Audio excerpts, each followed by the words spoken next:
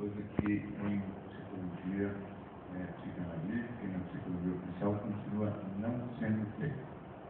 Ou seja, as pessoas insistem em ver o amor como uma variante ou como uma versão, vamos dizer assim, estilizada da sexualidade, ou um sentimento absolutamente mal interpretado, mal entendido, mal estudado, né? E definitivamente alguma coisa que temos que avançar, porque o objetivo desta conversa é cumprir aquilo que é o título: sexo e relacionamento. Só que o sexo e relacionamento funciona bem, eu tenho que contar uma história comprida, muito comprida, senão vocês todos vão embora, mas não tem uma história para esclarecer por que o sexo e os relacionamentos vão mal os dois, tanto o sexo quanto os relacionamentos. Como é que faz para esse negócio andar bem? Tanto o relacionamento quanto o sexo. Sexo, naturalmente, sexo e relacionamento significa que estamos pensando mais na questão sexual dentro dos relacionamentos, não o sexo casual, esse sexo que acontece fora de relacionamento, o sexo que se dá ao acaso, né, das pessoas bêbadas na madrugada, que é incrível que ainda aconteça alguma coisa naquele horário e entre pessoas que mal se conhecem. Exatamente como os homens, quando frequentam prostíbulos, né? Eles têm uma intimidade teoricamente física tão intensa com pessoas que eles não sabem o nome. Não pode nem chamar de relação, né? Porque relação envolve algum tipo de interação, interatividade. Trata-se de uma Deleuze, que é um filósofo francês, um famoso psiquiatra dos anos 70, chamado Antiético, que na época foi muito famoso, ele dizia que esse sexo sem envolvimento nenhum é mais ou menos como transar um corpo sem alma, né? Ou seja, pudesse um boneco inflável também. Na minha opinião, muito melhor um bom computador, alguma coisa que as pessoas se inspirem lá dentro e eventualmente acabam se masturbando. Porque no fundo o sexo casual é uma masturbação mesmo. E eu não tenho nada contra a masturbação, só que terceirizar a masturbação desse jeito correr risco de saúde, tem que estar bêbado até a madrugada, é coisa que os homens sempre fizeram, não sei exatamente porquê, mas acho que para cumprir um regulamento masculino, viril, acho que é mais tem que fazer isso, e as mulheres, algumas, tentam imitar alguma coisa que definitivamente não é uma boa ideia. Cheio de coisas que as mulheres estão imitando que não são boas ideias, né? As mulheres agora também praticam bullying. Meninas enchem de sopapo outras meninas. Não existia antigamente, eram só os meninos que faziam essa besteira. Agora, também tem várias atividades, também tem luta de boxe feminina nas Olimpíadas. Então, a evolução do unissex eu acho super legal. Só que deveria ser primeiro nas duas direções, né? Os meninos continuam não podendo brincar de boneco. Eles deveriam poder. E a evolução também podia ser só copiando e purificando e homogeneizando um padrão que fosse legal para ambos, né? O unissex não é copiar o modelo masculino. O unissex podia padronizar um modo mais legal de ser. De todo modo, isso só o tempo e o passar dos anos, das décadas, é que vai acabar por determinar e definir esse bom senso. Bom senso é sempre uma coisa mais ou menos zero, né? Sempre demora um pouquinho para acontecer. De todo modo, nós separamos entre sexo e amor, que eu venho insistindo desde os anos 70, né? E que teve um ou outro autor que antecipou esse tipo de visão, né? Desde um psicanalista americano, chamado Theodor Reich, que também escreveu um livro sobre amor, e Volúpia.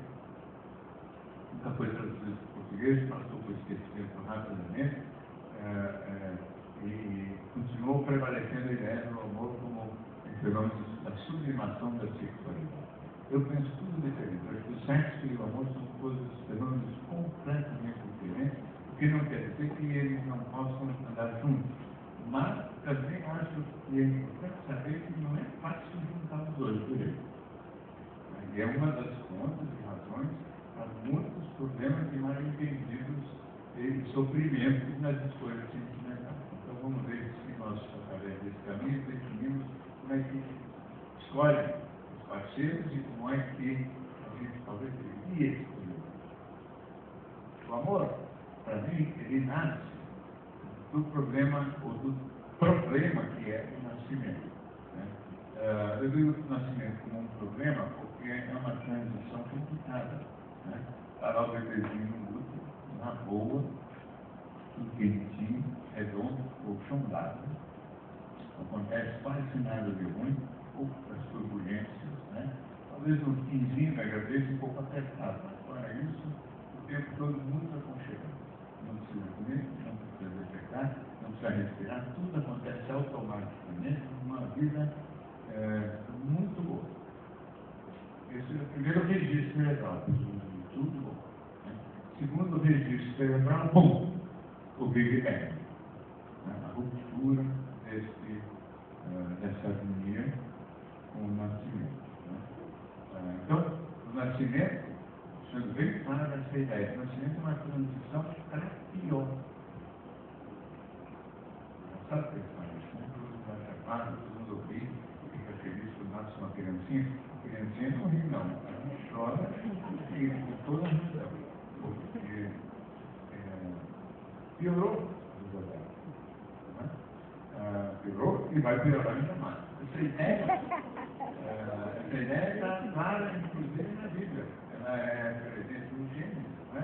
Eu sempre me espanto quando eu vejo semelhanças entre as coisas que as pessoas pensaram, escreveram, ou repetiram, ou se inspiraram ao longo dos séculos e aquilo que a gente vê acontecer no pensamento científico 2, 3, 5 mil anos depois. Né? Mas se você pensar em Gênesis, está escrito exatamente isso que eu falei. A vida começa no paraíso e depois existe a expulsão do paraíso. Né? E o começo de todo o sofrimento. A expulsão do paraíso, além de tudo, define um problema complicado que é a ideia de uma certa irreversibilidade, ou seja, não dá mais para voltar para o paraíso. Né? Porque depois da gente conhecer a vida, as pessoas, e a televisão, e o cérebro começar a operar e tudo mais, ficar lá no paraíso, tudo quietinho, nada acontecendo, fica chatíssimo. Né? As pessoas às vezes se imaginam quando se apaixonam pelo tempo, a ideia de mudar para um sítio, com a chácara, uma casinha, bem escondido, não precisa de nada, nem de ninguém, um cantinho ali, seria o paraíso de volta, né? Não aguenta 15 dias. Porque fica chato, imediatamente muito chato. Né? Então, é irreversível. A partir do momento que a gente começa a pensar e a repetir, ou seja, a partir do momento em que existe, portanto, a tomada de consciência do eu e da existência, não há mais retorno. Exatamente como está escrito no Gênesis da questão. Né? E, portanto, uma sabedoria antiga.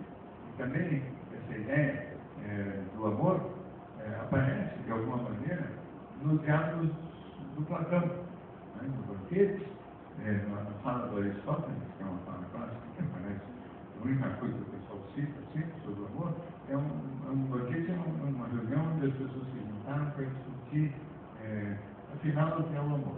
Na verdade, era para comemorar a estreia de uma peça, mas naquele tempo as pessoas então montavam uma história legal para discutirem, um tema legal para discutirem no jantar. E esse que é o amor, então várias pessoas falaram. Tem uma fala do Aristóteles, que é clássica, que diz assim, que na origem o animal é duplo, 2 cabeças, 2 troncos, 4 braços, 4 pés. Esse animal duplo, o andrógeno, né?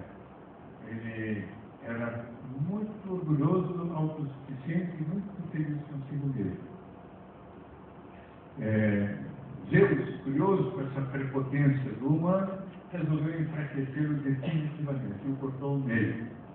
A partir daí, cada uma dessas metades, uma cabeça, um tronco, 2 braços, 2 pernas, então passou a ficar feliz, resultado, buscando desesperadamente reencontrar a metade perdida.